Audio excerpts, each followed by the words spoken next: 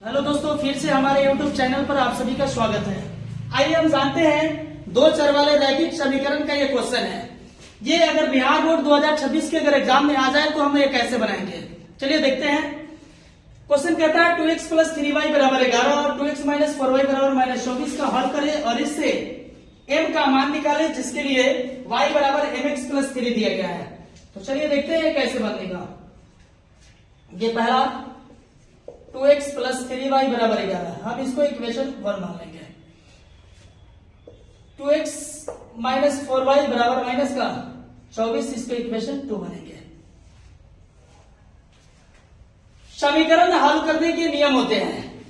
या तो हम इसे प्रतिस्थापन से भी कर सकते हैं, तुलनात्मक से भी कर सकते हैं, वज्र गुणन और अनुपात निर्णय, और एक होता है लुप्तीकरण या विलोपन विधि। तो सबसे आसान जो मेथड होता है वो विलोपन या लुप्तीकरण ही विधि होता है। चलिए हम इसे जानते हैं कि विलोपन विधि से कैसे हल होगा।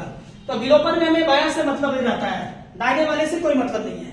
हमें बराबर के बायां तरफ में देखना है कि कोई एगो चर राशि बराबर है या नहीं है। तो देखिए यहाँ 2x ये भी 2x है, ये 3y ये 4y, ये तो एक चर राशि बराबर है। अगर बराबर हमें रहेगा क्वेश्चन में तो गुणा करने की जरूरत नहीं है। अगर बराबर अगर नहीं रहे तो दोनों समीकरण या किसी एक समीकरण में हमें ऐसी संख्या से गुणा करना है ताकि कोई एगो चर राशि बराबर हो जाए। तो यहाँ बराबर है इसलिए हमें गुणा करने की जरूरत नहीं है।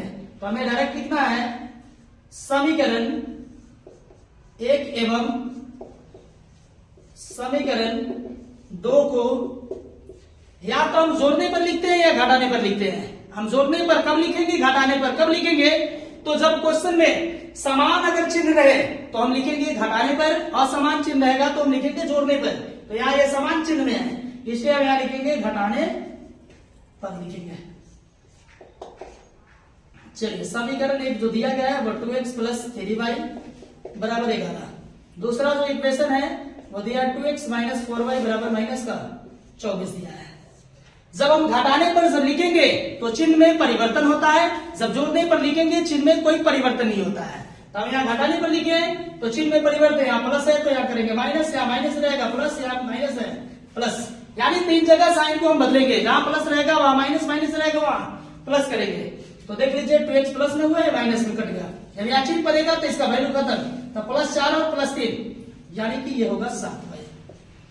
यहाँ प्लस पर आए ये माइनस का वैल्यू खत्म, तो 24 और 11 जो होता है वो 35 होता है। तो ये चर वाला रैखिक समीकरण हुआ।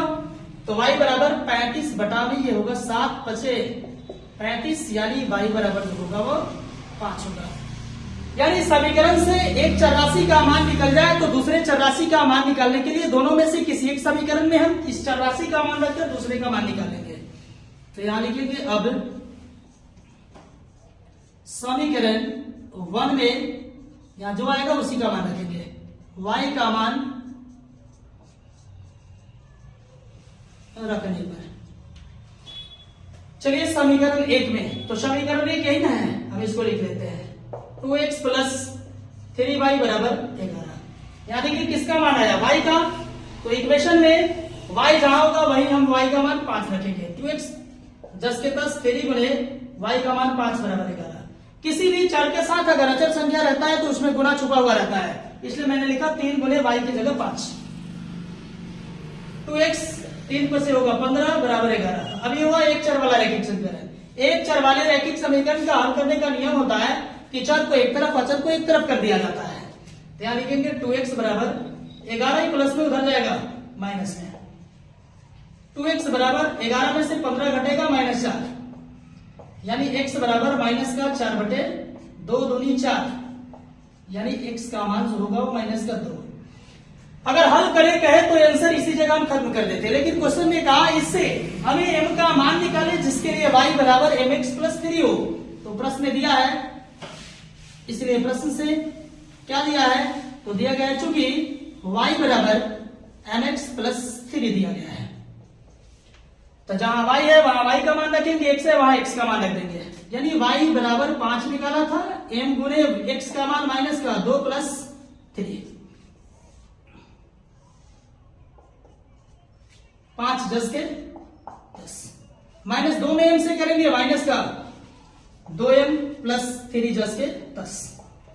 अब ये भी होगा एक चर में होगा, एम को एक तरफ, अभिनय वाला को एक तरफ कर दिए, माइनस में इधर ले आएंगे प्लस में, 3 प्लस में उधर जाएगा माइनस में। हम बार बार पढ़ चुके हैं कि जब भी चर हो या चर बायां से दायां या दायां से बायां ले जाया जाता है तो साइन उसका हमेशा बदल जाता है, यानी प्लस वाला माइनस, माइनस वाला प्लस।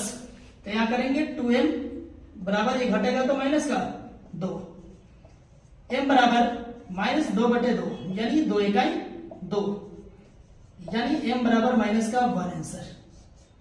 तो इसी तरह के क्वेश्चन बिहार बोर्ड में पूछे जाते हैं। तो इसी तरह के क्वेश्चन का सॉल्यूशन पाने के लिए हमारे YouTube चैनल को सब्सक्राइब, लाइक, कमेंट जरूर करें। धन्यवाद।